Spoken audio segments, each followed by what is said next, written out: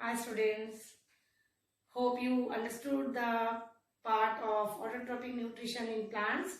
So today I have tried to describe about photosynthesis, the reaction involved in photosynthesis and the heterotrophic mode of nutrition in plants. So watch it. My dear students, today I am with a new topic, photosynthesis.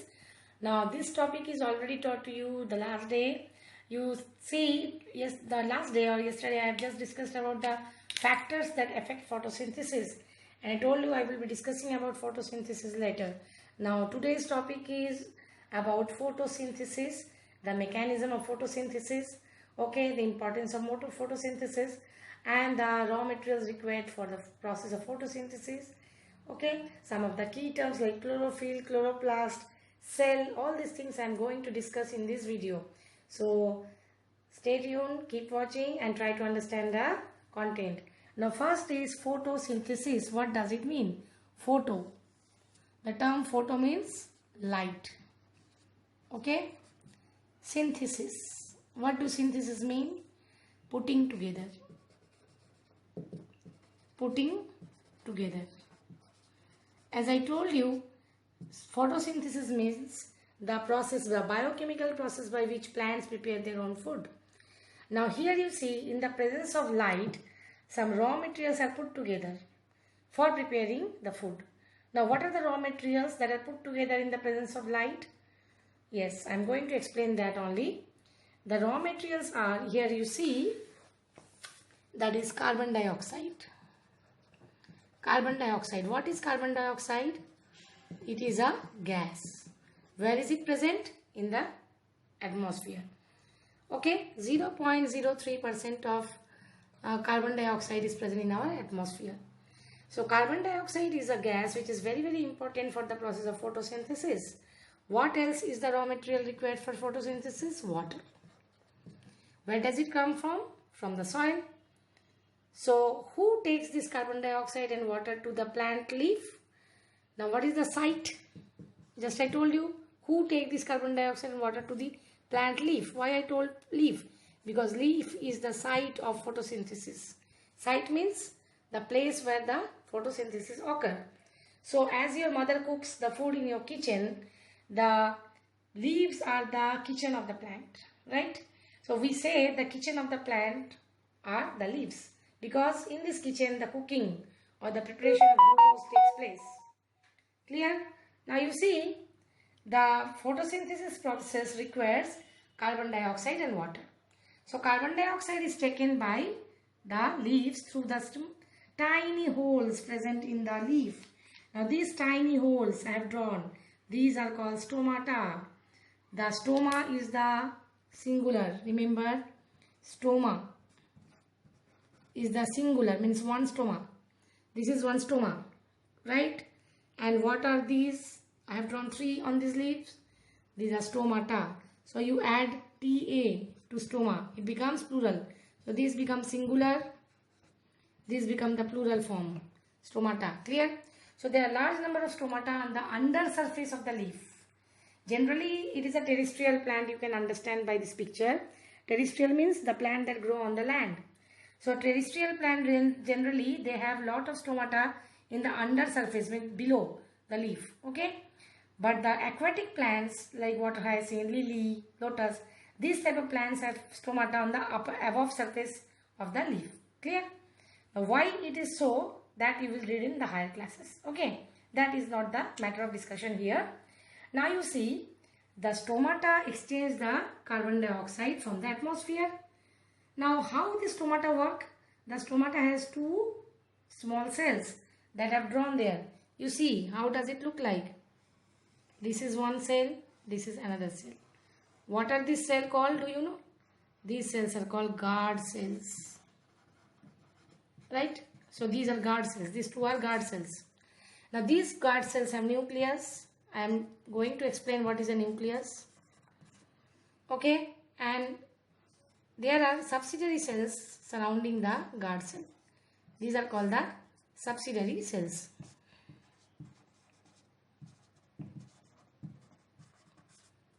Sorry, let me write it properly. Subsidiary, S-U-B-S-I DIARY. These are called subsidiary cells. Okay, these all are subsidiary cells. Now they surround the stomata. So you see students, through the stomata the carbon dioxide enter the leaf and the water present in the soil is conducted by the root hair. Now what is root hair? Now in the root there are very tiny small thread-like structure. Okay, these root bear thread-like structure. These are called root hair. Now this root hair, exactly, you understood it. I think you have seen roots. Okay, when you uproot a plant, you can see the roots coming up. Now these roots have small thread-like structure. This thread-like structure, they actually take the water from the soil. Okay, so water droplets are water is present in between the soil particle as capillary water. This water is taken by the root hair. Okay, now the root hair uptake the water and send it to the tissues present in the root called xylem. So there are tissues in the root called xylem, XYLEM. The xylem has tube-like structure, tube-like tissues that run through the plant's body. Now these tissues take the water from the root.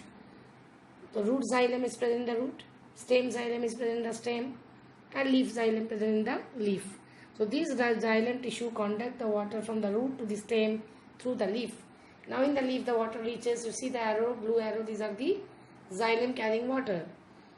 Now this water and carbon dioxide taken from the stomata, they combine together, that I talked about, putting together, raw material putting together. So these raw materials are carbon dioxide and water. They are put together in the leaf. Okay. Now in the presence of which substance they are put together? In the presence of sunlight and chlorophyll. Now you see the sunlight coming from the sun. The sunlight means the sun has 7 colors in the sunlight. That is Vibgyor color. I talked about it last day. So the blue and the red light of the sunlight, that is responsible for photosynthesis. So in the presence of blue and red light, okay, the chlorophyll molecule, the chlorophyll is a pigment present in the leaves. Now see, in the leaves there are small structure called chlorophyll. The chloroplast cells, the chloroplast are there. Chloroplast are cell organelle. Now these chloroplasts contain chlorophyll pigment. Suppose if this is the chloroplast, inside there is chlorophyll, the pigment. This pigment chlorophyll, it traps the sunlight. Okay, the chlorophyll pigment traps the sunlight coming from the sun. Clear? And this sunlight coming from the sun, this sunlight is trapped by the chlorophyll molecule. The chlorophyll trapping the sunlight. Okay, and it combines the water and carbon dioxide together to form glucose, which is the food in the plant.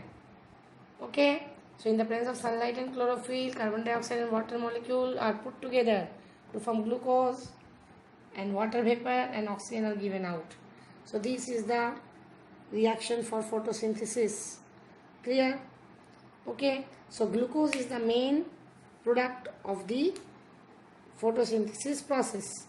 Now see, after this food or photosynthesis, glucose is produced in the plant, it is stored in the form of starch.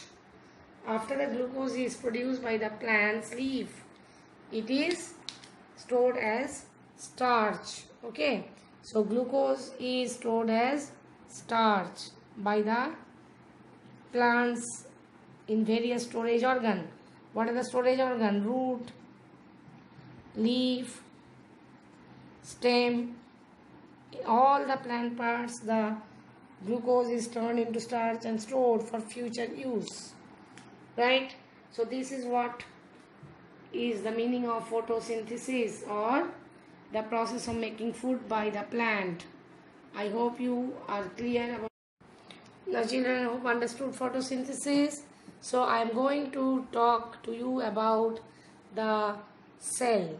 Now in your NCERT book, page number 2, there is a structure of cell. Now what does cell mean?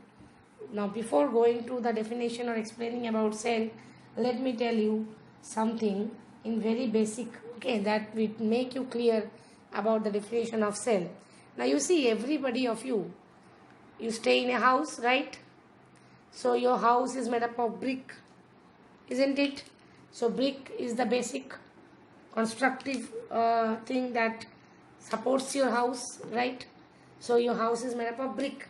Okay, now these bricks are tied together. What holds the brick together? Can you tell me, in between the bricks, what do the mason use? The cement, isn't it? The cement binds the brick. This is the brick. So your total entire house is made up of bricks mainly, which is supported by rods and cement, isn't it? Now like this, in our body also, our body has millions of cells. Clear?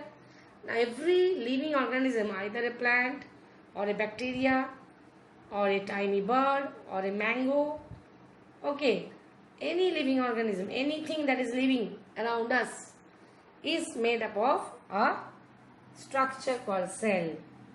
Now what is cell? Cell is the fundamental unit of life. It is the fundamental unit. What do you mean by fundamental unit? Fundamental means basic unit. What is the basic unit of a house?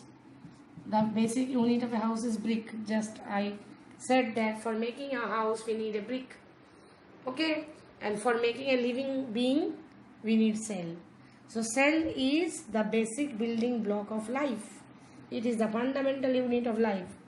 Okay, now this cell comprises mainly three things. What are the three things? You see I am telling you. First thing is the nucleus. Okay, in the center of the cell I have drawn a dark dotted structure that is called the nucleus. Now in the computer, when you operate a computer, you have various type of input devices, output devices, right? Storage spaces in your computer. What are the input devices? Keyboard, mouse, isn't it? They are various type of devices. Like that, you see in your computer there is one CPU, right? Now what is the CPU? Central Processing Unit. What does it do? It processes everything. So it is the important part of your computer. There is the brain of the computer. Like that, every cell has a brain. Okay, not the brain like we have in our head. It's a terminology used for showing the importance. How important is it? So this nucleus is the brain of the cell. Clear? So nucleus regulates all the functions of the cell going on in the cell. Clear? So the nucleus is the brain of the cell located centrally in an animal cell. In an animal, in the cell, the nucleus is located in the center. And you see, the cell is surrounded by a wall, a membrane. Okay, demarcating line that surrounds the cell. Like when your friend is coming to your home for the first time, you have given him an address, he is searching and coming to your home. And he is searching and asking some of your neighbors that which is my XYZ friend's house, like Ram's house, Sham's house. They show from a far distance that is the house with a green fencing around the house. So you see, you have fencing around your house.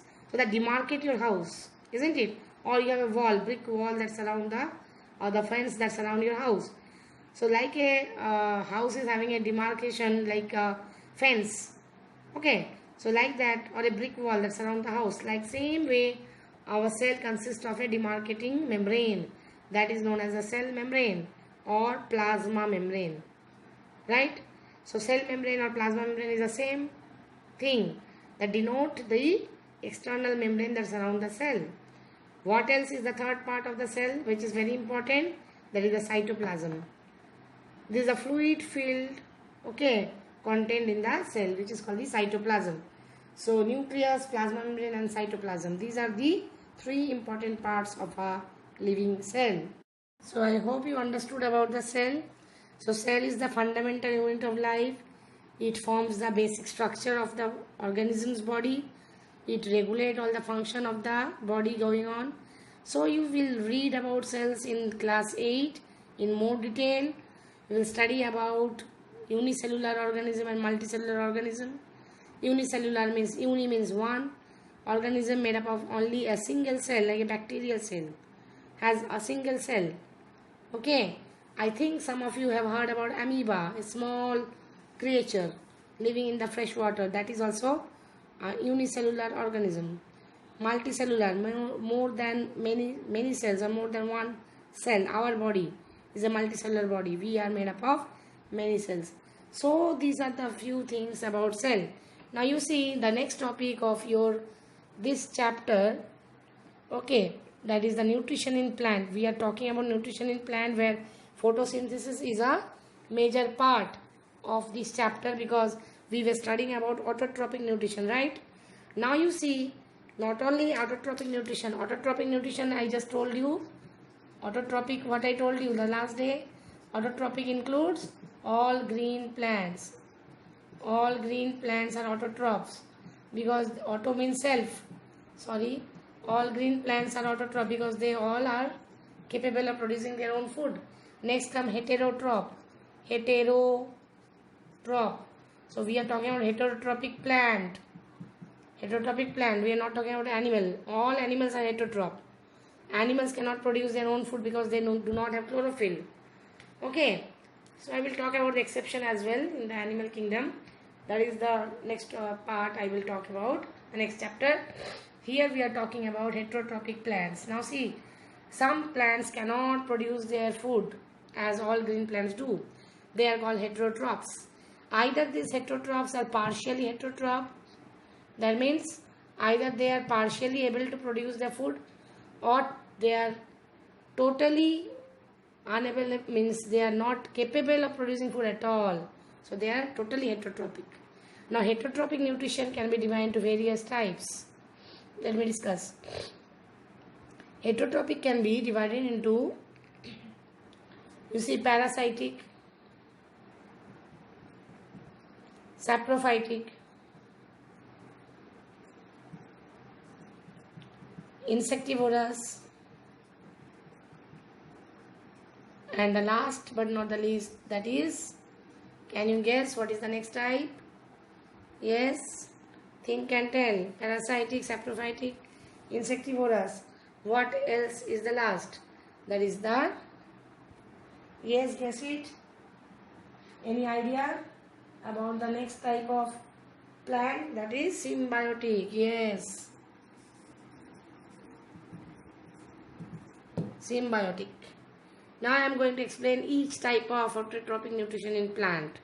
First we will talk about parasitic. Parasite. What is a parasite? Often you heard that there is some parasite living in our internal gut, that is in your intestine. There may be a long tapeworm, okay, eating all your food, or taking away all your nutritious food you are taking. You are making blood, and this parasite inside living in your gut is a robber who is stealing all the nutrients, right? So in the plant kingdom also there are some parasite that depend on the food on the host plant. Now here in the parasite we will study about two words. One is host, another is the parasite. What is a host? Host is that plant that is giving the food to the parasite. Parasite is that is taking the food from the host, right? So these are the two words. Now let me tell you about the parasitic plant. Parasitic plant can be of two types. One is total parasitic plant. Totally they depend on the host. And another is partial parasite. They partially depend on the host plant for food, right? So total parasitic plant depend totally for the food on the host body, host plant, and partial parasitic plant depend partially on the host plant for the food. Clear? Now you see total parasite. Example of total parasite is Cuscuta. My dear children, here I want to say you something. I have seen many students writing EX as example. This is a wrong abbreviation. Don't write EX. EX stands for exercise. EG is, okay, the short form of example. Don't write EX. This is a blunder you make even you are in class 12. So I am fed up with telling this, that don't write EX. It is not example, it is exercise. Many times I have seen many teachers also writing EX as example. Is a blunder. We cannot do it, right? So don't do it. Next come Cascuta. Cascuta is a total parasitic plant. Next come example of a partial parasite. Now see what is Cascuta actually. Those students, those who are very much close to the nature or who love nature or who roam around in the nature or observe things, actually you have to be very observe. Your observation should be very high for viewing different type of plants, animals, and knowing about nature. You need much observation. So you see, when you're observing some golden yellow slender thread-like structure hanging down from some very big trees, you see, you may imagine, you may sometimes get surprised that what is this golden yellow thread-like structure hanging down? They are actually nothing but some plant. Yes, they are Cascuta plant.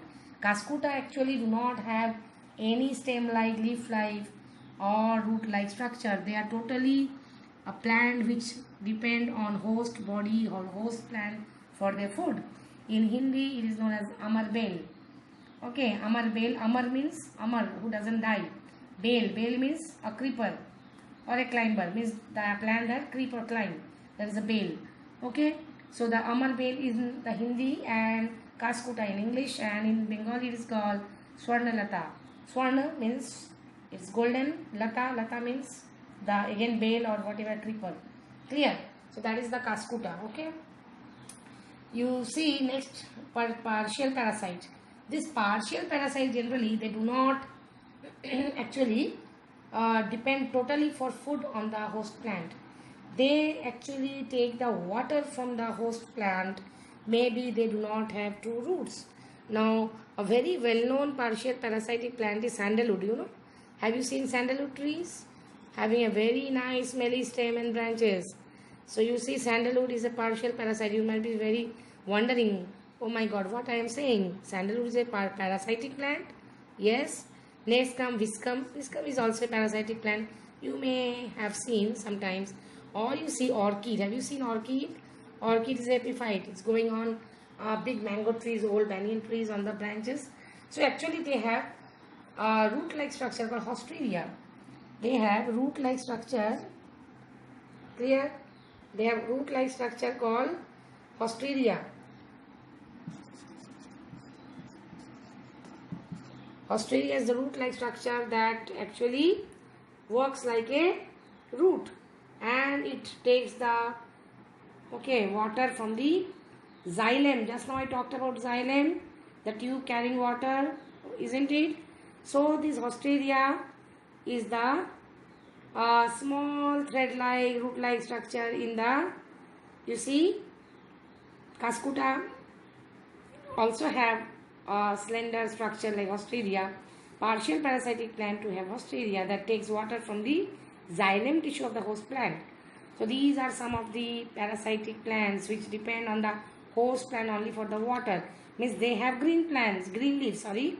These partial parasitic plants have green leaves. They can do photosynthesis, they have chlorophyll. But for water, they do not have two roots. That generally is done by the hostreria-like structure. Okay? So this is about parasitic nutrition. Next, I will be talking about saprophytic nutrition. Okay? Try to understand saprophytic nutrition. Saprophyte. Organisms or plants growing on dead decaying matter. Example is, can you tell me? Fungus. All fungus. Generally fungus are saprophytic. You see the saprophytic fungus, the fungus actually, fungus is the singular, okay? Fungi is the plural form. This is the plural form of fungus, okay? Now you see these fungus, they are saprophytic. They feed on dead decaying matter. Suppose you see in a rainy season on a piece of log, can you see a small patch like structure growing? It may be orange or white or like greenish blue. There are so many different colors of fungus. Even I think you have seen fungus in a tiffin box. Yes, I am not joking.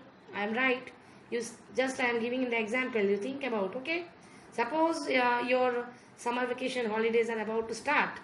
The last working day of your school before the summer vacation, your mother gave you jam bread in the tiffin, or suppose you took some paratha or roti in your tiffin, okay, and due to excitement for your summer holidays, you forget to eat the whole tiffin, and you keep the tiffin box as it is in your bag, and came home and forgot to take out the box. After suppose 15 days, your mother was searching what are the assignment given to you by the teachers.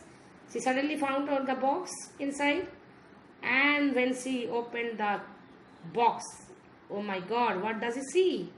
Lot of patches on your food which was left in the tiffin box, which turned into some dusty long structure. What are these? Generally they are fungus, rhizopus. What are these rhizopus known as? Bread mold. The mold. Mold is what? Mold is a type of fungus. Clear? Now you see, so what I am talking about? Bread mold. Why bread mold? Because generally it grows on bread or roti or any type of starch rich food. Suppose it's a bread. There you can see some patchy structures. These are actually bread mold. If you draw it, okay, if I draw it properly, you see how does it look like actually. You see this will be ball like structure. If you take this bread mold and view it under the microscope, it will look somewhat like this. You can do this activity, okay, for your holiday homework. Even many of our students perform this activity. Okay, it's a very interesting activity to see bread mold, but don't put your mouth very near to the tiffin box while opening it, because all these pores will come in your mouth. Now what are these ball-like structure? This is the sporangium. This is called the sporangium.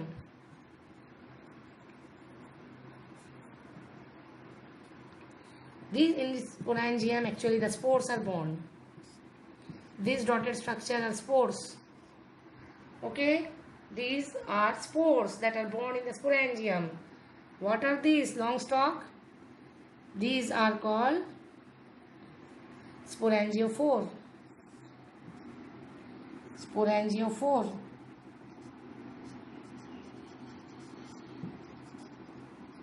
Right? Sporangiophore, P-H-O-R-E. This is the mycelium.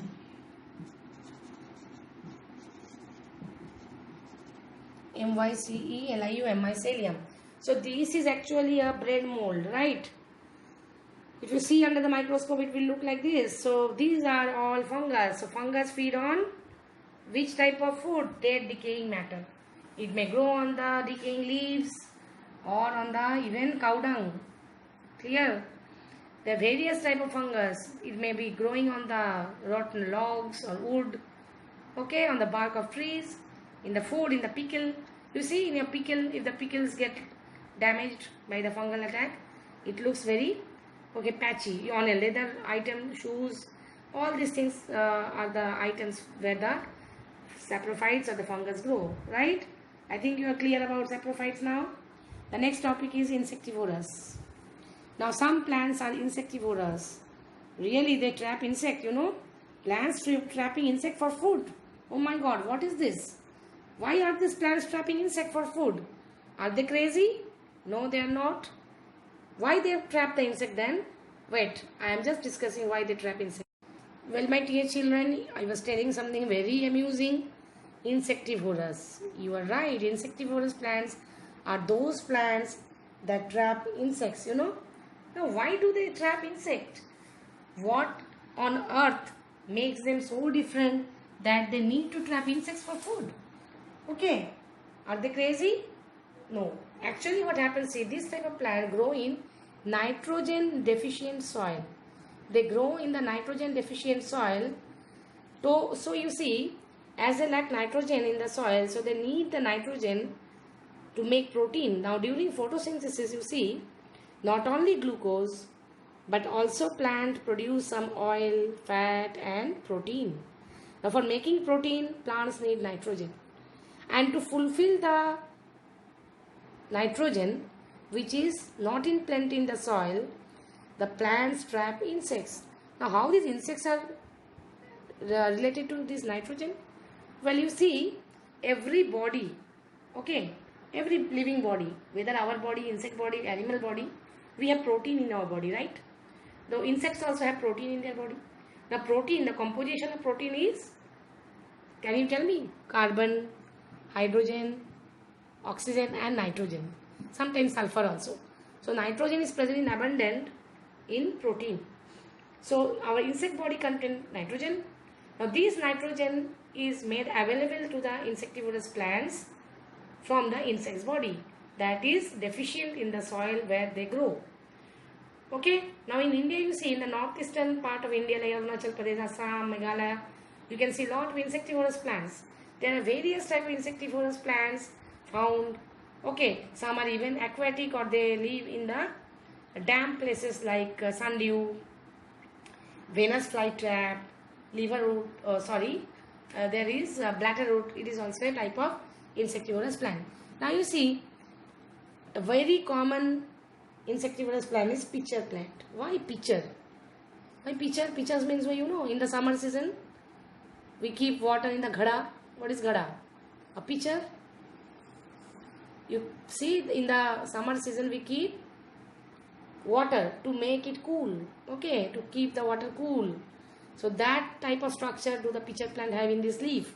So you see, this type of insectivorous plant, they have a modified leaf. In the apex of the leaf, there is a pitcher shaped structure hanging down. This pitcher has a lead. You see, this is the lead. Okay, this is a lead.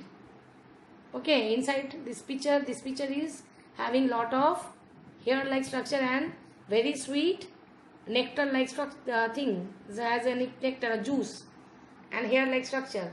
So you see, these insects,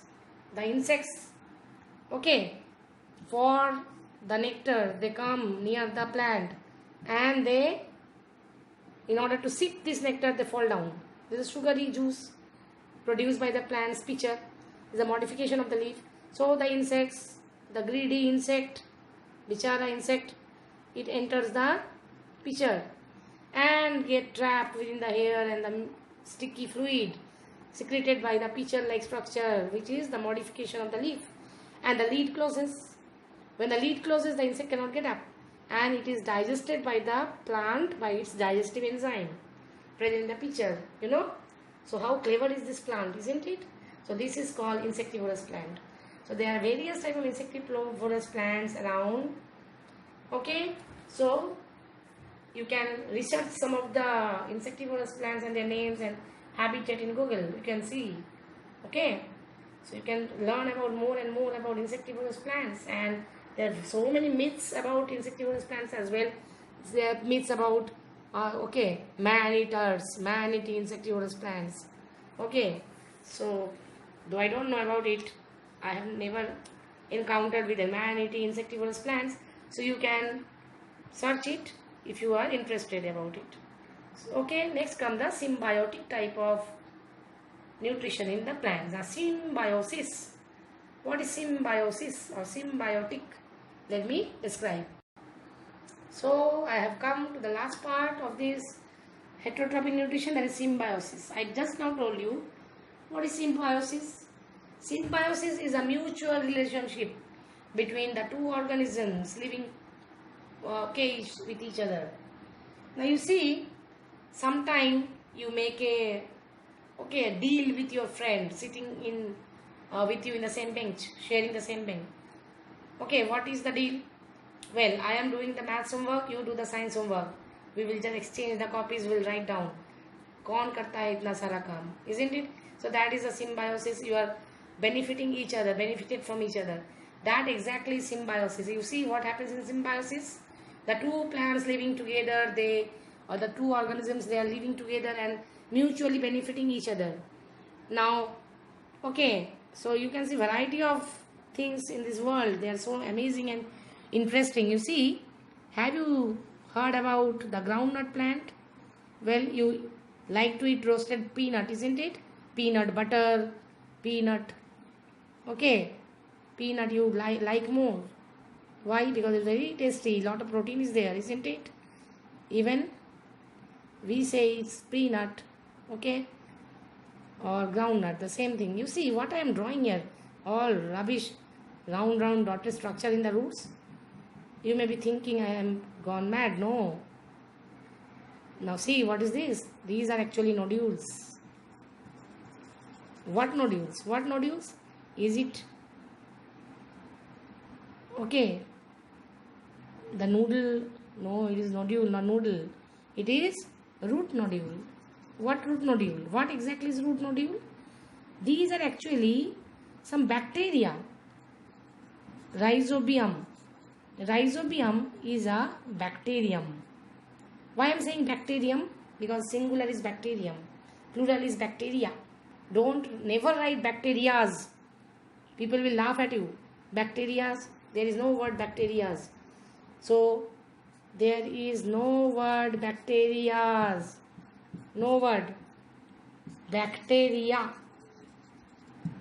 It is the plural form. So bacterias rub. Never. Bacteria plural. Bacterium singular, right?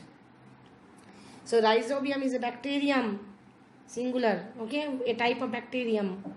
Where do they live? They live in the roots of the leguminous plant. What is a leguminous plant? Leguminous plant, all the pulses, you know, masoor or the peanut, okay, the lentil, masoor is lentil, chickpea, gram, peas, these all plants yielding pulses, they are called leguminous plant.